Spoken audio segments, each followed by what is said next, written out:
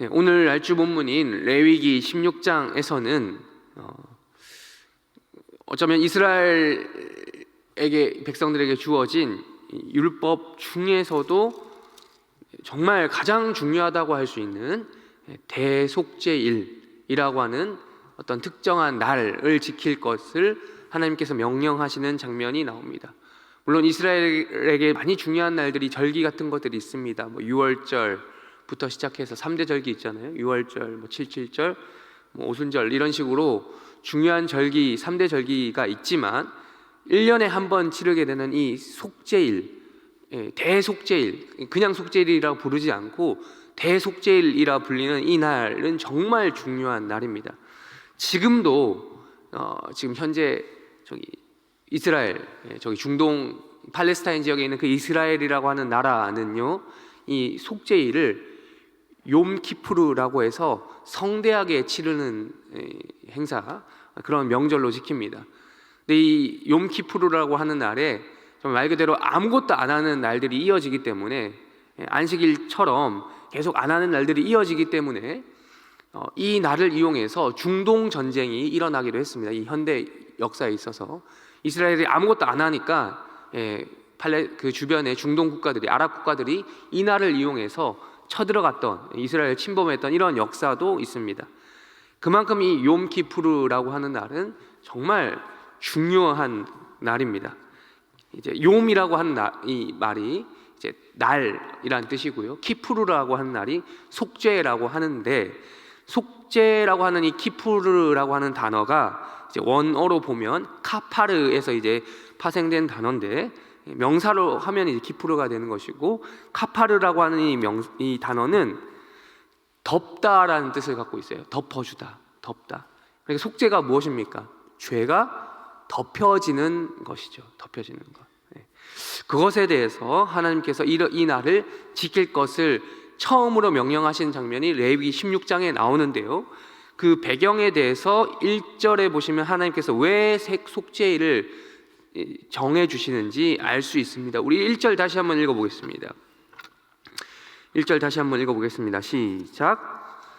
두 아들이 여호와 앞에 나아가다가 죽은 후에 여호와께서 모세에게 말씀하시니라. 우리가 이번 주에 살펴본 본문은 아니지만 레위기 10장입니다. 10장에 보시면 아론의 두 아들이 있습니다. 나답과 아비후라고 하는 아론의 아들들이 있는데, 이들은 아버지 아론을 따라서 이들 또한 제사장의 임무를 수행하고 있었습니다. 특별히 아론 같은 경우는 제사장 중에 우두머리였죠. 대제사장이었기 때문에 이 두 아들도 이제 아론이 만약에 죽고 나면 이 대제사장의 임무를 물려받을 그런 이제 후계자들이었던 것이죠. 제사장은 여러분들 다들 아시다시피 세습되는 그런 직분이었지 않습니까? 그렇기 때문에 이들 또한 그것을 물려받을 수 있는 그런 후계자였는데, 이들이 하나님 앞에 하나님께서 정하시지 않은 방식으로 다른 불을 가져다가 하나님 앞에 드리는 사건이 있었습니다. 그 즉시로 하나님께서 이 둘을 안타깝지만 쳐서 죽이셨습니다. 어쩌면 이들은 이스라엘 백성들이 감히 뭐라고 할 수 없는 그런 대상이었을지도 모르겠습니다. 그러나 하나님께서는 이들을 건드리신 거예요. 백성들은 이들에 대해서 왈가왈부할 수 없었지만 하나님의 손이 직접 임하신 것입니다. 그래서 이 아들들이 죽고 난 이후에 하나님께서 지금 레위기 10장과 15장 16 이 사이에 어떤 공백을 주신 다음에 정결에 대한 의무를 쫙 설명해 주신 다음에 다시 한번 여호와께서 모세에게 말씀을 하시는 장면이 나오는 것이죠. 그러면서 2절을 통해서 이렇게 말씀하셨습니다. 우리 2절도 다시 한번 읽어보겠습니다. 시작. 여호와께서 모세에게 이르시되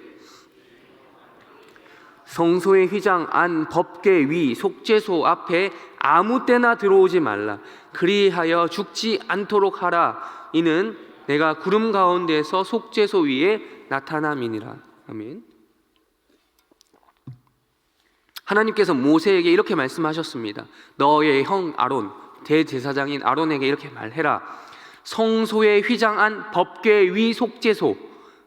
좀 많이 이제 뭔가 말이 많이 붙어가지고 좀 복잡해 보이는데 여러분 성막 아시죠? 성막. 구약시대 출애굽기 이때 당시는 아직 성전이 지어지기 전에는 성막을 통해서 하나님의 성소가 마련이 되었습니다. 성막이 있으면, 성막의 구조 여러분들 한번 보신 적 있으시죠? 성막이 있으면 그 성막 안에 가면 성막은 크게 두 개로 나뉘어집니다. 두 부분으로, 한 파티션 나눠진 거죠. 성소가 있고요, 이제 막이 있고 그 안쪽에 뭐가 있습니까? 뭐라고 부르죠? 지성소가 있습니다. 지성소 안에는 뭐가 있습니까? 법궤가 있습니다. 법궤가 있고 그 법궤는 이 상자인데 그 상자를 덮고 있는 그 판이 있는데 그게 무엇이죠? 여기 나온 것처럼 속죄소라고 합니다. 속죄소 혹은 속죄판이라고 불리는 것이 있습니다.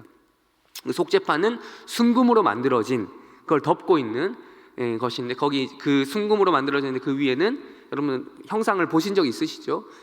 그룹이라고 하는 천사가 이렇게 위에 새겨져 있습니다. 근데 그것을 그냥 법궤 뚜껑 이렇게 부르지 아니하고 속죄판 혹은 속죄소라고 부릅니다.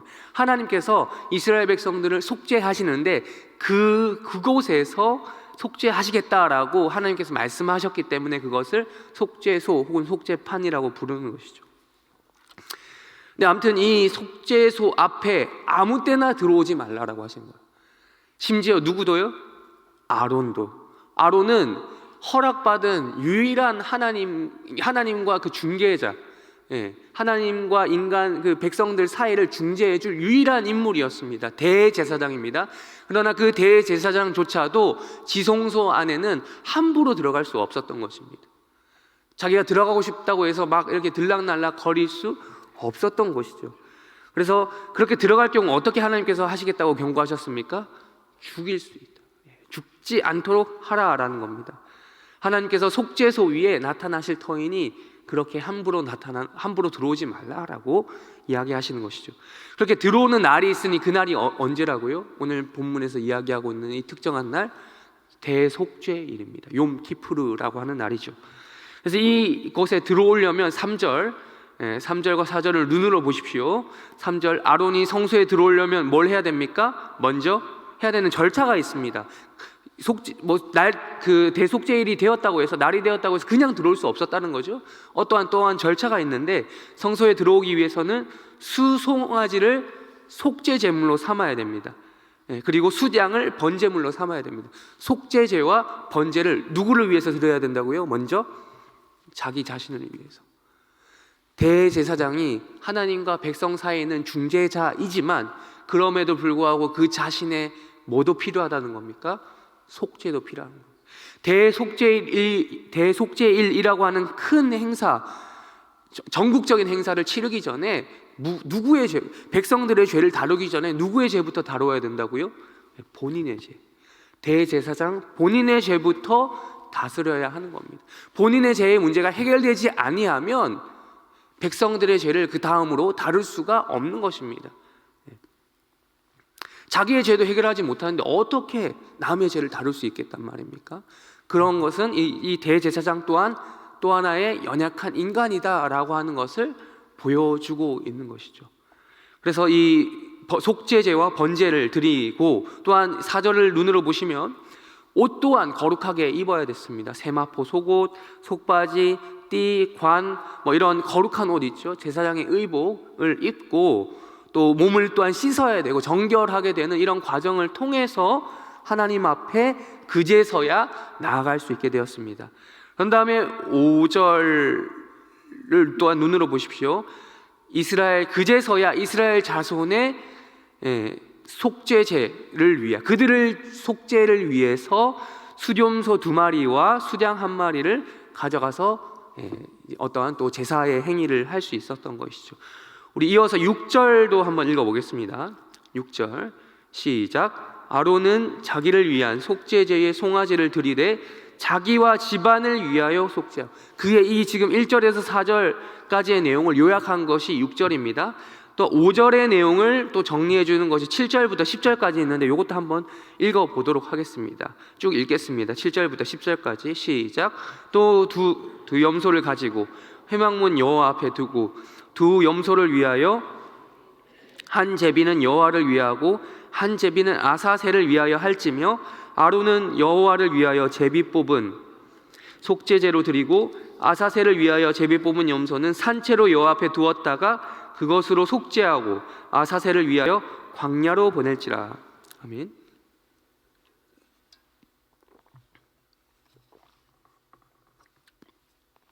이제 여기서 볼 수 있는 것은 이제 아론이 자기의 문제가 해결된 다음에 백성들의 죄를 또한 어떻게 다루는지 요거는 한번 추가적으로 좀 우리가 보려고 합니다. 어떤 식으로 하느냐? 염소를 2마리 가져옵니다. 그런 다음에 제비를 뽑습니다. 제비를 뽑은 다음에 한 염소는 여호와를 위한 염소다라고 해서 어떻게 합니까? 잡아 죽이는 겁니다. 죽이고 피를 흘립니다. 그게 속죄 제물이 되는 것이죠. 근데 나머지 한 마리는 어떻게 된다고요? 그 뽑힌 이 염소는 어떤 염소라고 하고 불립니까? 아사셀이라고 하는 염소가 되는 겁니다. 아사셀. 그래서 우리가 좀 요 본문을 한글 문자 그대로 읽으면 약간의 오해가 있을 수 있습니다. 마치 우리 8절을 보시면 여호와를 위하고 아사셀을 위한다라는 표현이 있죠. 네. 이 9절에, 그래서 9절로 넘어가시면 아론은 여호와를 위하여 염소를 속죄제로 드리고, 10절에 보시면 아사셀을 위하여 제비 뽑았다라고 이렇게 표현을 하는데, 마치 하나님께 바치는 염소와 아사셀이라고 하는 어떤 신에게 바치는 제물처럼 이제 읽힐 수가 있다라는 거죠. 그런데 그게 아닙니다.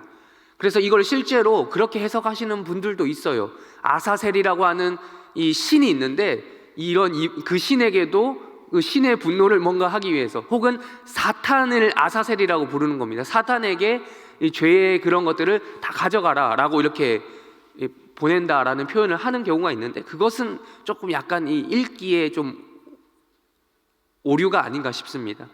여기서 말하는 아사셀을 위한다라고 했을 때 이 진짜 그런 어떤 특정한 대상을 가리키는 것이 아니라, 아사셀이라고 하는 이 단어 자체가 지금 히브리어 원어로 지금 여기에 그대로 기록이 되어서 헷갈릴 수가 있는데, 아사셀은 아자르라고 하는 이 단어와 에제르라고 하는 단어가 합성된 단어입니다. 아자르라는 단어는 히브리어로 보낸다, 내보낸다라는 뜻이 있고요, 에제르라고 하는 단어는 염소라는 뜻이 있습니다. 그러니까 이 아사셀은 합치면 무슨 뜻입니까?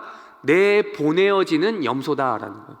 그러니까 내보내어지는 용도를 위한 염소라는 것이죠. 이 염소는 여호와를 위하여라는 염소는, 이렇게 제비 뽑았을 때 여호와를 위한 염소는 잡아 죽여서 속죄 제물로 드리기 위한 염소가 되는 것이고, 아사셀을 위한 염소는 내보내어지기 위한 용도로 구별된 염소다라는 뜻이 되겠습니다. 그래서 그 2 염소가 정해지고, 한 마리는 잡아 죽이고 한 마리는 내보내지는 것입니다. 이스라엘 백성들의 입장에서 생각해 보십시오. 왜 광야로 내보내겠습니까? 한 마리를 죽이는 것은 뭐 하도 이제 레위기 1장부터 쭉 제물을 드릴 때 잡아 죽이는 일들이 좀 많았기 때문에 어느 정도 그것은 이해가 가시리라 생각을 하는데, 한 마리를 정해진 이 한 마리는 또 왜 살려둡니까? 그냥 뭐 살려둔다는 표현보다는 광야에 내보내어지는데, 왜 그렇게 되겠습니까? 광야로 내보내어지는 그 한 마리의 염소를 수많은 백성들이 지켜보고 있을 거란 말이죠. 무슨 생각을 했겠습니까? 저 염소가 아무런 죄가 없는데 우리들의 죄 때문에 한 마리는 죽임을 당하고, 저 염소는 어떻게 됩니까? 광야로 내보내진다. 여러분, 광야로 내보내어진 염소는 결국 어떻게 될까요? 10중 8구는 잘 먹고 잘 살았겠습니까? 알아서? 아니죠. 자유다 하면서 그렇게 됐겠습니까? 그게 아니라 광야로 내보내진 그 염소는 대부분 어떤 맹수에 의해서나 야생의 어떤 강한 그런 포식자에 의해서 잡아먹힘을 당할 것입니다. 누구의 죄 때문에 그렇게 되는 것입니까? 이스라엘 백성들의 죄 때문에 그렇게 아무런 죄 없는 염소가 광야길로 걸어가는 이런 장면, 죄를 짊어지고 떠나는 어떤 한 특정 대상을 볼 수 있는 것이죠. 신약 시대로 말할 것 같으면 예수 그리스도가 그렇게 우리의 죄를 짊어지고 골고다 언덕으로 십자가로 향해 걸어가셨던 그 모습이 또한 연상이 되는 것입니다. 이렇게 하나님께서는 대속죄일의 규례를 통해서 이스라엘 백성들에게 무엇을 요구하십니까? 지금 12장부터 우리가 월요일부터 쭉 오늘 금요일까지 5번에 걸쳐서 살펴보고 있는 것이 정결 규례였죠. 어제까지 정결 규례의 목적이 무엇이라고 말씀드렸습니까? 11장 45절에 나왔던 그 말씀이죠. 내가 거룩하니 너희도 거룩하라. 마찬가지로 제사장 또한 그 사람 자체로는 거룩함이 있을 수가 없다라는 거예요. 이 사람도 하나님으로부터 선언되는, 하나님으로부터 주어지는, 외부로부터 주어지는 내 안에서 나올 수 없는 그 무엇, 거룩이라고 하는 것이 허락되어야 된다는 거예요. 그 거룩이라는 것이 허락되기 위해서 이러한 특정한 행위가 필요하다. 제사라고 하는 행위가, 속죄라고 하는 행위가 필요하다라는 것을 이 말씀을 통해서 알 수 있는 것입니다. 우리 또 다른 날주 본문 한번 살펴보겠습니다. 구약 성경 시편입니다. 시편 19편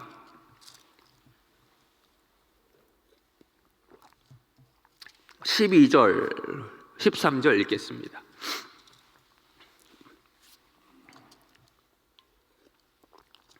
시편 19편 12절 13절 다 같이 읽겠습니다. 시작. 자기 허물을 능히 깨달을 자 누구리요? 나를 숨은 허물에서 벗어나게 하소서. 또 주의 종에게 고의로 죄를 짓지 말게 하사 그 죄가 나를 주장하지 못하게 하소서.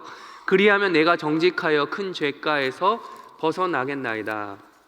아멘. 이 구약 레위기 16장에 나왔던 그 속죄의 그 제사장이 먼저 속죄해야 된다라는 그 원리를 가장 잘 알았던 사람이 여기 등장합니다. 누굽니까? 이 시편 19편의 저자인 다윗입니다. 여러분, 다윗은 생각해보면 굵직굵직한 죄를 지었잖아요. 지었지만 하나님 앞에서 지은 거지, 사실 그 사람이 사람 앞에서 그 사람이 죄인이다 라고 말할 수 없는 사람이에요. 여러분, 옛날에 왕들이 그런 권력쯤은 있었어요. 누구를 죽이게 한다거나, 누구를 마음에 든 여인을 자신의 아내로 삼거나, 이런 일들이 흔하지 않았습니까? 옛날에는. 그거 말고도 선정을 베풀면, 그 외에 잘한 것만 많으면 그 사람은 악한 왕이라고 지키지 않습니다.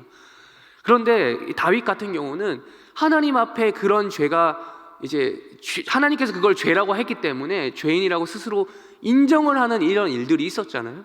마찬가지로 이 다윗은 자기 자신의 그러한 죄질과 이것을 너무나도 잘 알고 있었던 사람입니다. 남은 자기를 향해서 어떻게 생각했을지 모르겠지만 자기 스스로 하나님 앞에서 이 죄인됨의 의식을 가장 깊이 느끼고 있었던 사람인 거죠. 우리 12절을 보시면 이렇게 얘기합니다. 자기 허물을 능히 깨달을 자 누구리요? 자기 허물. 이것만 보면은 자기 얘기하는 게 아니에요. 제3자 얘기를 하는 것처럼 보이죠. 자기 허물을 능히 깨달을 자 누구리요? 그 다음에 자기 본인 얘기를 합니다. 나를 숨은 허물에서 벗어나게 하소서. 그냥 허물도 아니고 어떤 허물까지요? 숨은 허물, 드러난 허물을 이야기하는 것이 아닙니다. 숨어있는 그 허물까지도 자기는 마음에 걸린다라는 거예요. 왜? 이 죄라는 것의 특징이 뭡니까? 속죄, 자신도 속죄가 필요한데 이것이 하나님을 향해 있기 때문에 나는 숨길지 몰라도, 혹은 나는 지어놓고도 잊어버리는 죄들이 있지 않습니까? 우리가 살다 보면 나는 잊어버릴지 몰라 숨겨진 죄라고 할지라도 누구나 알고 계시기 때문에 하나님은 알고 계시기 때문에. 그래서 이렇게 13절에서 이렇게 이야기합니다. 또 주의 종에게 고의로 죄를 짓지 말게 하사. 예전에 이 개역 한글 예전 번역 성경에서는 고범죄라고 하는 아주 독특한 표현을 했었는데, 고의로 범하는 죄를 고범죄라고 하죠. 고의로 죄를 짓지 말게 하사 그 죄가 나를 주장하지 못하게 하소서. 죄를 지으면 그 죄에 뭐가 됩니까? 로마서에도 똑같은 표현이 나오는데 죄의 종이 됩니다. 죄에게 종노릇 하는 것이죠. 그게 너무 싫은 거예요, 다윗은. 그러기 위해서는 철저히 하나님 앞에서 자신의 죄인됨, 내가 알고도 지은 죄, 모르고도 지은 죄를 하나님 앞에 철저히 회개하는 심정, 속죄하는 심정으로 이 시편을 썼던 것입니다. 그 기준에는, 그렇게 자기가 그 죄에 대해서 알게 된 까닭은, 이런 인식을 가지는 까닭은 우리가 지금 오늘 읽지 않지만 19편 7절, 8절, 9절까지 나오는 바로 여호와의 율법의 그 근거를 두고 있습니다. 레위기 16장 우리 살펴봤습니다. 그것 또한 율법입니다. 율법을 통해서 하나님께서 대속죄일, 속죄의 필요성, 아론부터 시작되는 그 속죄를 말씀해주고 있었습니다. 마찬가지로 다윗은 이것을 자신에게 적용한 겁니다. 제사장은 아니지만 제사장 급의 권력을 가지고 있었던 이 다윗이라고 하는 사람은 먼저 자기 자신의 연약함을 하나님 앞에서 드러내고, 또한 이런 시편을 통해서 백성들에게 자신의 이런 연약함을 또한 하나님 앞에서 나 또한 죄인에 불과하다, 나 또한 속죄가 필요한 인간이다 라고 하는 사실을 드러내고 있는 것입니다. 우리 마지막으로 한 사람 더, 다윗 말고 신약의 한 사람 더 살펴보고 마무리하도록 하겠습니다.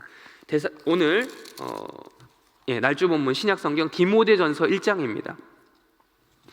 디모데전서 1장 15절과 15절 읽겠습니다. 15절 다 같이 함께 읽겠습니다. 시작.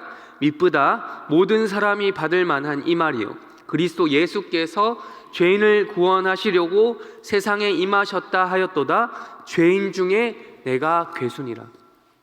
그럼 바울 또한 이러한 고백을 했습니다. 그럼 바울이 죄를 지었죠.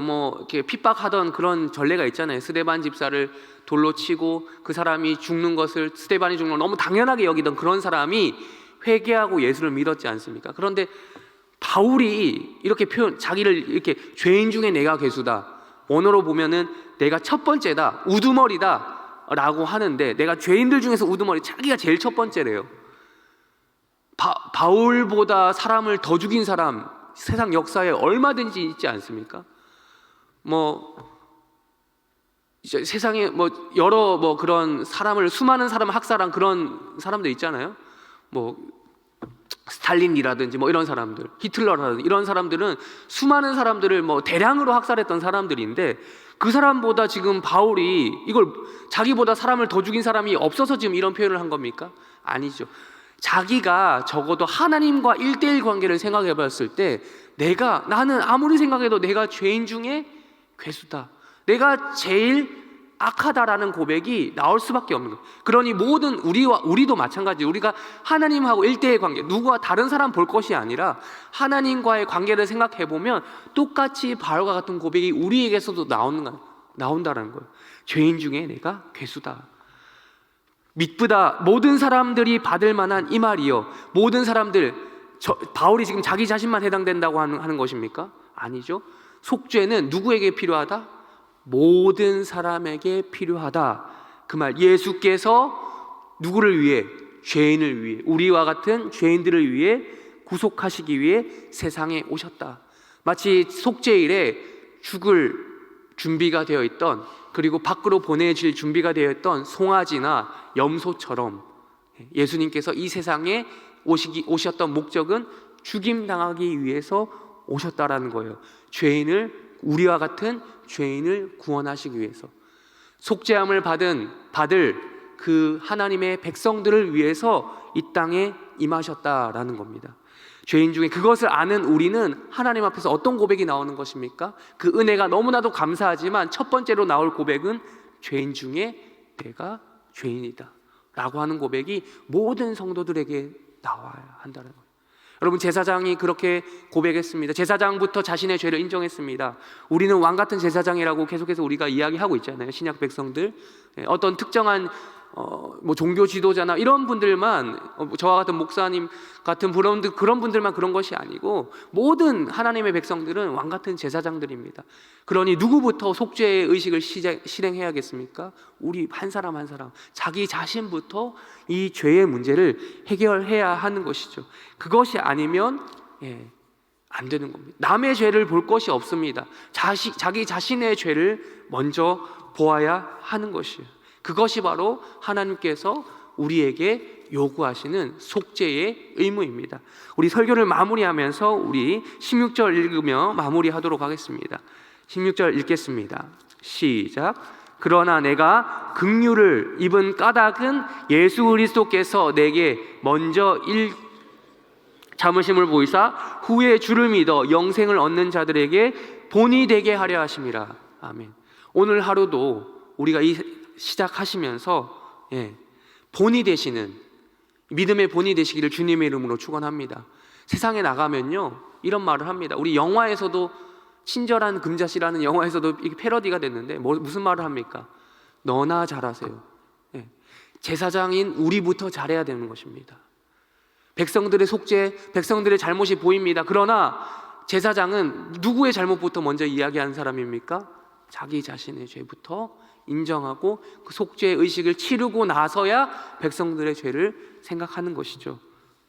오늘 하루 사시면서 나부터 하나님 앞에서 속죄함을 받고 나아가서 백성들의 그 주변 사람들의 죄까지 충분히 다룰 수 있는 그 죄를 가지고 예수 그리스도께 가지고 올라가는 그런 복된 하루 되시기를 주님의 이름으로 축원합니다. 우리 다 같이 주기도문으로 기도하시고 각자 개인 기도 제목 가지고 기도하시다가 때가 되면 돌아가시기 바랍니다. 기도하겠습니다. 하늘에 계신 우리 아버지여, 이름이 거룩히 여김을 받으시오며 나라의 마옵시며 뜻이 하늘에서 이루어진 것 같이 땅에서도 이루어지이다. 오늘날 우리를 일용할 양식을 주옵시고 우리가 우리에게 죄 지은 자를 사하여 준 것 같이 우리 죄를 사하여 주옵시고 우리를 시험에 들게 하지 마옵시고 다만 악에서 구하옵소서. 대개 나라와 권세와 영광이 아버지께 영원히 있사옵나이다. 아멘.